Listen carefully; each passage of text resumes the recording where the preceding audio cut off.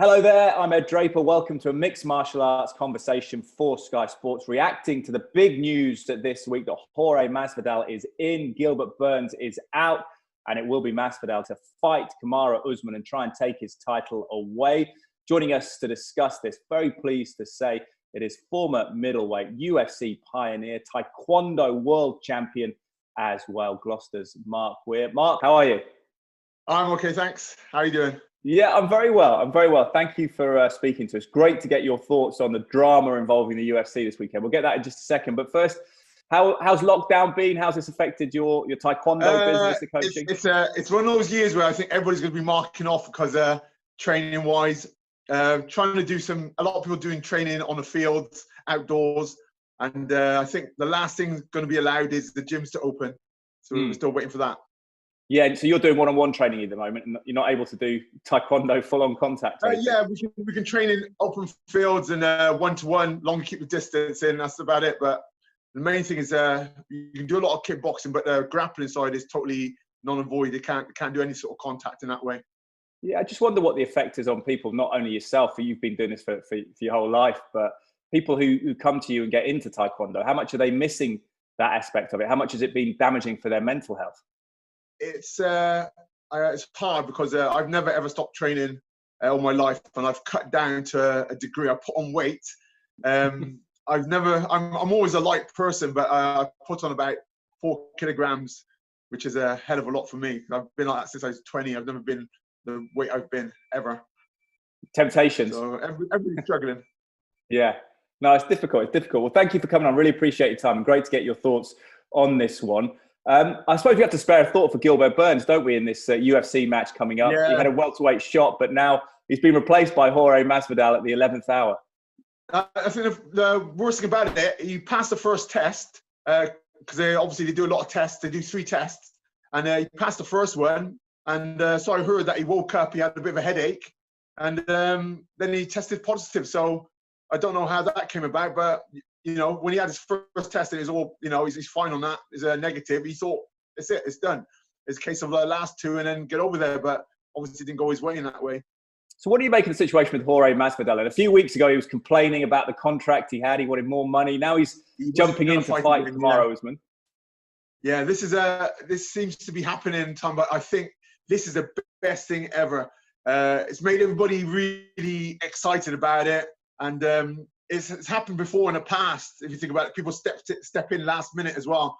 And we've had a few upsets as well when you see, like, obviously McGregor. Another one is Michael Bisping. So they've had a few upsets. So this could be another upset, but I think it's going to have to be a quick fight for him to pull it off against Usman, because obviously the cardio's not in his favour, is it? No, the cardio's not. I suppose the weight, he must have been pretty much ticking over during lockdown, mustn't he, to be near that limit? Yeah, I think if I remember rightly, he said he got about 20 pounds to take off, which is a bit unbelievable, really. Yeah. What do you make of that? How big a challenge is that? He said he's done it before, so I'm not sure.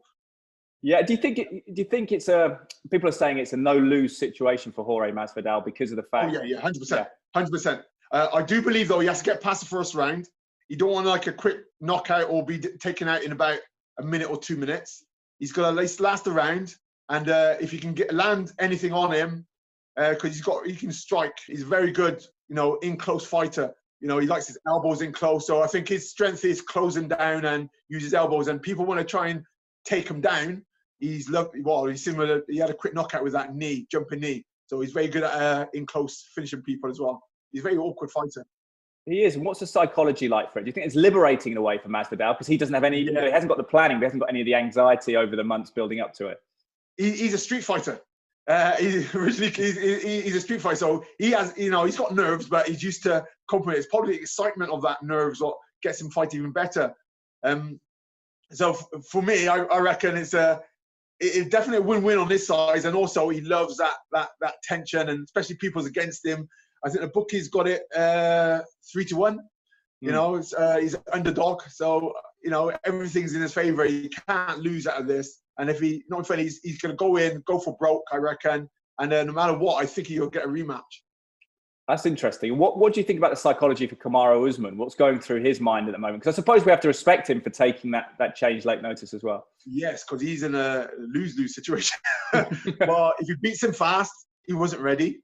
If he goes the distance, it looks bad again on decision. Everything, doesn't matter what he does, he's just got to just win the fight. He's just got to take this guy out. This guy is like, he's got a lot of attraction. He's got a lot of attention behind him. He's got the BMF, the bad mother. Yeah. Yeah, he's got that belt. Know what you mean. So, he's got a lot of people watching him as well, a lot of the celebrities as well behind him. If he wins this, though, he pulls this off, sky's the limit. Yeah. He's a bigger star going at the moment then after that. So, well, you're one of the pinoneers of the sport, and Dana White's always been pretty clear, hasn't he, that you need to be ready at the last minute. Did you have any last-minute appointments? I've never, ever in my fighting days, I've never stopped training because, as far as I'm concerned, it's a building block. And as soon as you calm down your training, your skills, your reflexes, everything is toning down. Even when I'm on holiday, part of it is get up in the morning, go for a run, go to the gym, and then you relax a little bit. But you never stop training. Yeah, and you were close to your fighting weight, weren't you, pretty much most of the time? Always. As I said, it's heaviest I've ever been. Even, now I've retired over about 6-7 years, I've never stopped training now. Yeah. But, it's a thing. It's like, I'm doing it for the love of it. And Masvidal, he loves the sport. He loves the fighting. He is 100%. Look how long he's been in the sport. You can tell he loves what he does. He's passionate. So I can't see him. And he's trained for Usman a couple of times. He's prepared for him. And he always respects the fighters, but for some reason he's not respecting this one. So it's as if he knows he's got his ticket. So he's got a bit confident, as long as he's not overconfident, but he's a dangerous man. Usman's going to know the fact, isn't he, that obviously Masvidal's coming at short notice. What's his tactics? How do they change because of the late announcement? Does he try and drag this one out? His style is more, I notice when I watch him, he does a lot of the long jabs. He loves his front kick.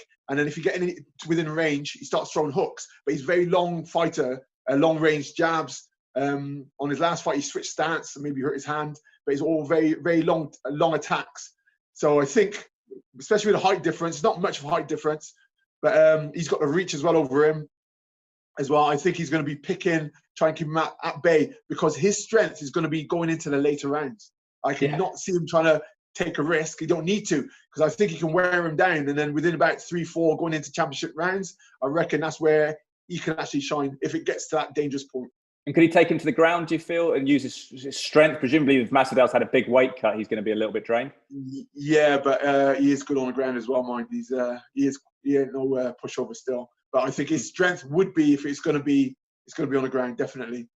What do you make of that split? Because we've got an interesting development in UFC. You had, I think, equal split in terms of your stoppage wins, submissions, and knockout victories in your day of mixed martial arts. But do you feel that there's more of a push towards striking now? It seems like even people like Justin Gaethje, who's a wrestler, he says he wants to entertain and stand up and almost box. Yeah, but when you see through the years, that's why boxing took off so quickly. You've always had wrestling, judo, but there's a wow factor. There's nothing else better than when you go in there. Okay, we'll see how this is going to go. There's the evening match, and then suddenly, bang! Someone gets knocked out with a jumping knee, elbow, kick, and it's like that shock factor. It gets the adrenaline going, and you're something to talk about afterwards.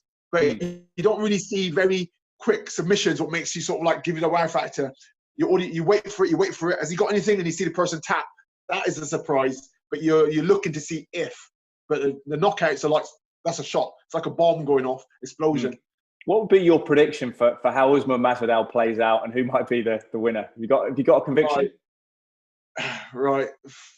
This could be a potential upset. On paper, I'd say definitely Usman's prepared and stronger, but it's just a style. I know that in close, you got some of the best fighters in clinch work and everything else, and Masvidal is very, very good. Diaz, when he had that fight, there's no way you don't clinch with them. Yet he was throwing his elbows in and everything. I think he can fight very good at close range. If you try and mix up and grab hold of him, he's dangerous. So to me, and I really do believe he's going to run and close him down, and Usman's going to want to keep him at range, which is hard to do, really. So my prediction is, in the later rounds, Usman Masvidal is going to be in the early rounds because he's going to go for broke. He's got nothing to lose. And he doesn't want to test if his cardio is as good to last into the 4th and 5th round. Do you think the excitement of the fight is more in MMA because there's less jeopardy in terms of losing, and an L on your record isn't as huge? And we see that in boxing. But even speaking to Matt Skelton, who's better known as a boxer, but he had a long Muay Thai career, and he was saying how losses were quite damaging in that sport as well. But it seems in MMA, if you do a good performance, you've got a chance to go again. A lot of the champions, you've seen it like when you get to the title, there's a former one, Chuck Liddell, he's a good example. He went through and then repeated everybody lost to and started to beat everybody. So you have got a chance to come back and get revenge. If you become a champion, you can start asking for somebody who's got their W on there with your name on it and sort of like take revenge on them again. So it's always about evolving. If you slow down or stop evolving, that person can come back for you just to get that win back off you. The thing interesting about professional combat sports, as you know, it's a lot about publicity, selling tickets, and having that marketing factor. We were speaking to a young man called Michael Venom Page, who's fighting out of London. Record 17-1. And he was saying to us, he felt, because he had a couple of boxing matches as well, there was a distinction with boxing in that maybe white promoters and white fans were happier to get behind black athletes in boxing. And perhaps, he said, for no real reason, it wasn't a racist thing, but that perhaps there wasn't as much promotion around black MMA fighters. What's your take on that situation as being a sort of pioneer and a black man coming through? I think for me, it's always been, I'm the older generation, so I always knew I had to make an impact. Anything you do, you got to sort of stand out. It's getting better. I know there's a lot of stuff going on at the moment, Black Lives Matter and everything else, but it is about standing out. And I think no matter what you do, when you go into a certain sport of some kind, it is about making an impact. And I think it's better in that sense. If you look at the early days of Jack Johnson, the first black heavyweight champion, he chased the champion around. Every time he had a fight with someone, he beat that same person better to show that he's deserving for the title shot. And he earned his way there. And it's just like myself when I UFC, to get them noticing me, every time, back then you used to be able to fight outside the UFC. Every time there was a UFC fighter, they came over to England, I made sure I beat them fast. And then all of a sudden, UFC was calling me and saying, "Oh, we'd like you on the UFC." Yeah, sometimes you have to open the doors for yourself. Yeah, you think it can be that subconscious bias. Perhaps you're overlooked unless you make a conscious effort to kind of not go away. Lennox Lewis did the same thing. He was boxing for ages. I think sometimes it makes you a better fighter, more experienced fighter, and there's less chance of coming across something you haven't never come across before. So I think, like I said, the short road is not good. The long road is better. But you feel that you had to work extra hard, though, compared to what a white man would have to do to convince people of that. 100%. I've said in a previous interview that the England team was predominantly white. I think there's one black face in there. And I had to beat everybody, and I beat them convincingly to a point where they had no choice. They're going to take on the world, and they want the best in the team. And so I beat two of the former people in the England team, and they put me in the Taekwondo team. And I was only 20 at the time. Yeah, but I had to make an impact. So do you think we can get to a place where everyone just is sort of oblivious to skin color, and it's just about your ability from the get-go, so everyone starts at that level playing field? I think your skill set is always merited on your the way you can make an impact on the sport. If you stand out, I think is best thing. Is I think everybody's mindset should be you want to stand out. It's not about the color. It's about standing out. You can't be just another, like in the sport, a fighter. Another boxer. You got to have skills that stand out. And I think it's always in a mindset. I think it helped me because it makes me want to be standing out all the time. And I think it helped me in that sense, that I never want to be normal. I don't want to be perceived as just another guy. Would you be tempted to come back, do you feel? What's your take on it, ever? No. I made a promise to myself.